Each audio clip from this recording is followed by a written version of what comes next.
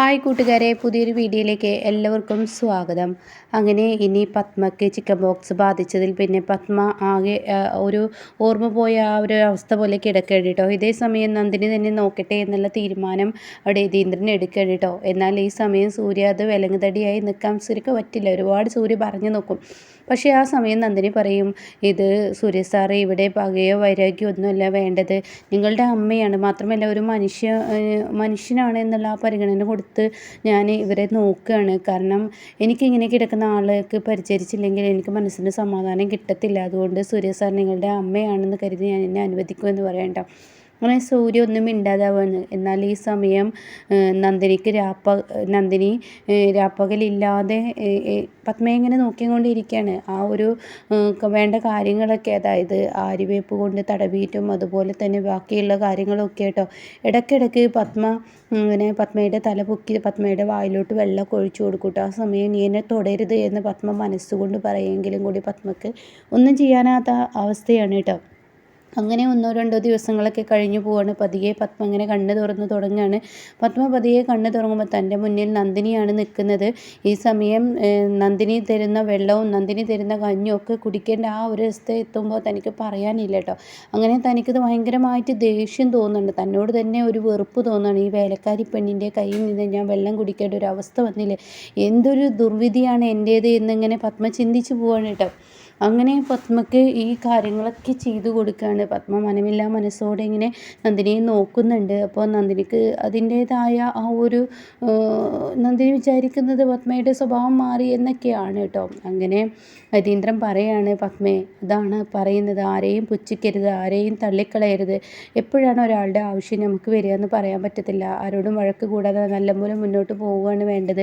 ഇനിയെങ്കിലും നീ അവളോടുള്ള ദേഷ്യവും വൈരാഗ്യമൊക്കെ മാറ്റി നിർത്തുക എന്ന് പറയണം കേട്ടോ. അപ്പോൾ അത് കേൾക്കുന്നതിനോടുകൂടി ഉടൻ തന്നെ പത്മ മുഖം തിരിക്കുകയാണ്. അപ്പോൾ യതീന്ദ്രൻ പറയണേ, നീ എത്ര പറഞ്ഞാലും നീ നേരാവില്ല. എന്താണ് ആ പെൺകുട്ടി നിന്നോട് ചെയ്ത് തെറ്റെന്ന് എനിക്കറിയത്തില്ല. നിൻ്റെ മകനാണ് ആ പെൺകുട്ടിയോട് തെറ്റുകളെല്ലാം ചെയ്തത്.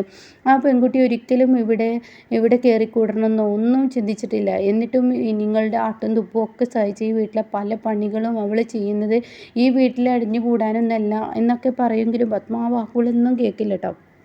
അങ്ങനെ നന്ദിനി സൂര്യയോട് വന്നിട്ട് പറയാണ്, സൂര്യ സാറിൻ്റെ അമ്മയുടെ അസുഖം മാറി വരുന്നു, ഇപ്പോൾ വലിയ കുഴപ്പമില്ല എന്നൊക്കെ ഇങ്ങനെ പറയുമ്പോൾ, എൻ്റെ അമ്മയുടെ അസുഖം മാറിയാൽ നീ വേദയെ നോക്കിയതുപോലെ തന്നെ വേദയുടെ കാര്യങ്ങൾ അങ്ങ് കഴിഞ്ഞപ്പോൾ വേദ എന്താ നിന്നോട് കാണിച്ച അതേ പ്രവൃത്തി തന്നെയായിരിക്കും എൻ്റെ അമ്മയും നിന്നോട് കാണിക്കുക. അതിൽ കുറച്ച് കൂടത്തേ ഉള്ളൂ, കുറയത്തില്ല എന്ന് പറയട്ടോ.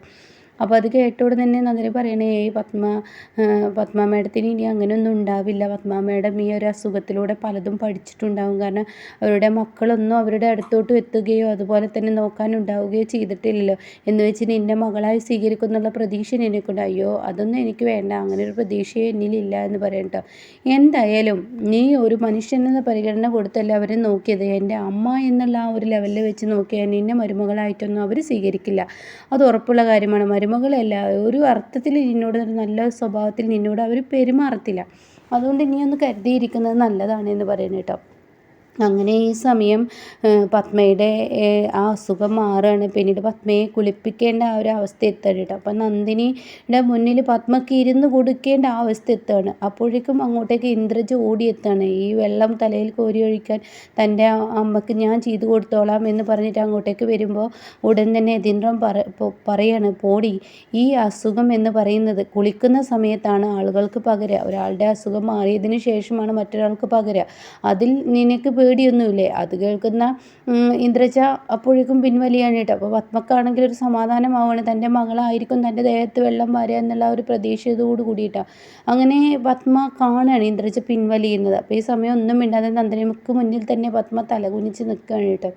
അങ്ങനെ എല്ലാ തല കുനിച്ച് നിൽക്കലും എല്ലാ കാര്യങ്ങളും നന്ദിനി തന്നെ പത്മക്ക് ചെയ്തു കൊടുക്കുകയാണ്. അപ്പോഴൊക്കെ മൗനമായി തന്നെ പത്മ നിൽക്കുകയാണ്. എന്തോ ഒരു വലിയൊരു ഇതിന് മുന്നിൽ നിൽക്കുന്നത് പോലെ പത്മ ഇങ്ങനെ തല കുനിച്ച് നിൽക്കുമ്പോൾ യതീന്ദ്രന് ഒരുപാട് പ്രതീക്ഷയാവണം. പഴയ അഹങ്കാരം പത്മയിൽ ഇനി ഉണ്ടാവില്ല.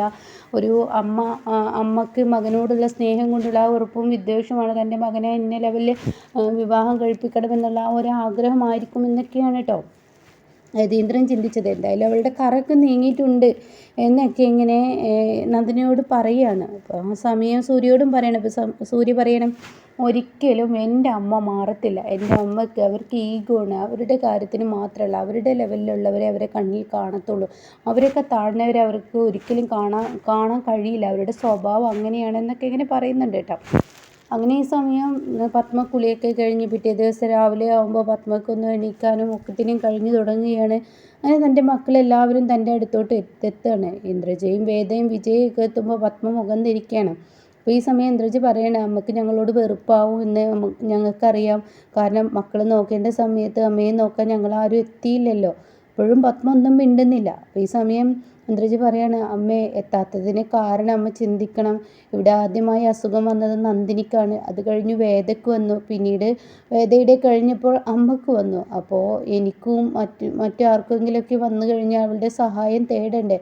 അപ്പോൾ അമ്മ പോലും അവളുടെ സഹായം തേടേണ്ട അവസ്ഥയാണല്ലോ വന്നത്. അപ്പോൾ ഈ അസുഖം വന്നവർക്കൊന്നും അത് സഹിക്കാനും അതിൻ്റെ വേദനയും കാഠിന്യവും ഒക്കെ അറിയാമല്ലോ. അപ്പോൾ അതുകൊണ്ട് തന്നെ ഞങ്ങൾ മാറി നിൽക്കല്ല അമ്മേ നല്ലത്. അവൾക്ക് വന്നതല്ലേ, അവൾക്ക് ഇനി വരികയാണെങ്കിലും വന്നാലും കുഴപ്പമില്ലല്ലോ. അപ്പോൾ മനഃപൂർവ്വം ഞങ്ങൾ മാറി നിന്നതാണ് എന്നൊക്കെ ഇങ്ങനെ പറഞ്ഞ് പത്മയെ വാക്കുകൾ കൊണ്ട് പത്മയെ വീഴ്ത്താൻ നോക്കുകയാണ് കേട്ടോ. അപ്പോൾ പത്മ പറയാണ്, നിർത്തടി മതി നിങ്ങളുടെ ചിലക്കിൽ, എനിക്ക് കേട്ട് മടുത്തു. ഓരോരുത്തരെയും അറിയാനുള്ള ആ ഒരു ഇത് എനിക്ക് മനസ്സിലായല്ലോ.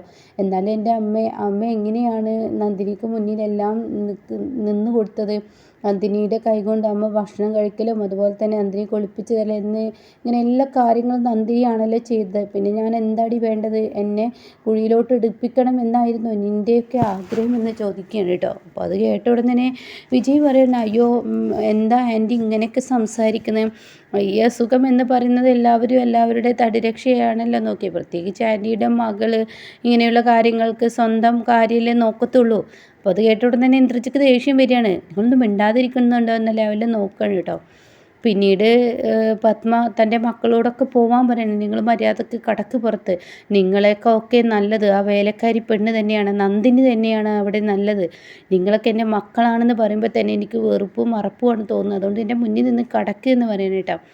അങ്ങനെ ഈ സമയം പത്മ ഇങ്ങനെ ഓരോന്ന് ചിന്തിക്കുകയാണ്. അപ്പോൾ പത്മയുടെ മനസ്സിൽ നിന്നും ആ പക വീടുന്നില്ല. പത്മക്ക് എത്ര ചിന്തിച്ചാലും അതിനൊരറ്റം കിട്ടുന്നില്ല. പത്മക്ക് കലി അടക്കാൻ കഴിയുന്നില്ല. അങ്ങനെ പത്മ പെട്ടെന്ന് തൻ്റെ അലമാറ തുറക്കുകയാണ്. ഒരു 2-3 നോട്ടുകെട്ടുകൾ എടുത്ത് ചെല്ലുകയാണ്. നന്ദിനി എന്ന് പറഞ്ഞ് വിളിക്കുകയാണ്. പതിവില്ലാത്ത നന്ദിനി എന്ന് വിളിക്കുന്നത് കേൾക്കുമ്പോൾ തന്നെ നന്ദിനിയുടെ മനസ്സിലൊരു കുളിരൊക്കെ വരികയാണ് കേട്ടോ. ഇതേ സമയം യതീന്ദ്രനും ആ ഒരു സന്തോഷമൊക്കെ തോന്നണം. എന്നാൽ സൂര്യ അവിടെ ഇല്ല കേട്ടോ. അപ്പോൾ ആ സമയം നന്ദിനി എന്ന് വിളിക്കുമ്പോൾ നന്ദിനി മുകളിൽ നിന്ന് താഴോട്ട് ഇറങ്ങി വരികയാണ്. ഇതേ സമയം അമ്മ അവളെ നന്ദിനി എന്ന് പറഞ്ഞ് വിളിക്കുന്നല്ലോ. ഇനിയിപ്പോൾ അമ്മ അവളെ നമ്മുടെ ഏട്ടൻ്റെ ഭാര്യയായിട്ട് സ്വീകരിക്കുമെന്ന് വേദ ചോദിക്കുക. അപ്പോൾ ഇന്ദ്രജ പറയുകയാണ്, ആ വിളിയിൽ അങ്ങനെയൊക്കെ ഉണ്ട്. ഇനിയിപ്പോൾ അമ്മക്ക് അവളോട് സ്നേഹം എന്തെങ്കിലും തുടങ്ങിയിട്ടുണ്ടാവും. ഈശ്വര, ഇനി എന്താ ചെയ്യുക? ഇതിനൊക്കെ നിങ്ങളാണ് കാരണമെന്ന് പറഞ്ഞിട്ട് വിജയ് സംസാരിക്കുകയാണ്. നിങ്ങൾക്ക് 2 പേർക്കും നിങ്ങളുടെ അമ്മയെ നോക്കായിരുന്നു എന്നൊക്കെ പറയാണ്. അങ്ങനെ ഇവർ മുകളിൽ നിന്ന് നോക്കണം. അപ്പോൾ നന്ദിനി താഴോട്ട് ഇറങ്ങി വരുമ്പോൾ എന്താ മേഡം എന്ന് ചോദിക്കുകയാണ്.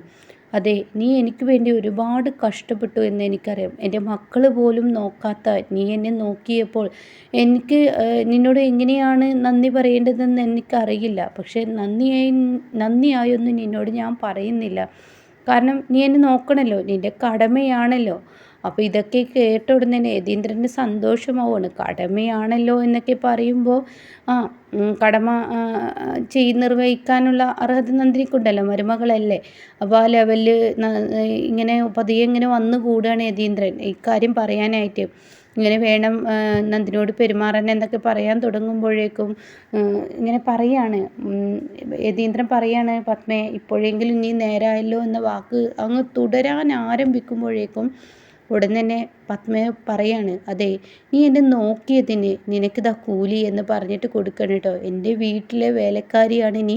അപ്പോൾ ഈ വീട്ടിൽ ആർക്ക് എന്ത് വന്നാലും നിൻ്റെ കടമയാണ് ഈ വീട്ടിൽ നോക്കുക എന്നുള്ളത്. ഇതാ പിടിച്ചോ പണം എന്ന് പറഞ്ഞിട്ട് നന്ദിനിക്ക് മുന്നിൽ അങ്ങ് നീട്ടുമ്പോൾ നന്ദിനിയുടെ കണ്ണുകൾ നിറഞ്ഞൊഴുകയാണ് കേട്ടോ.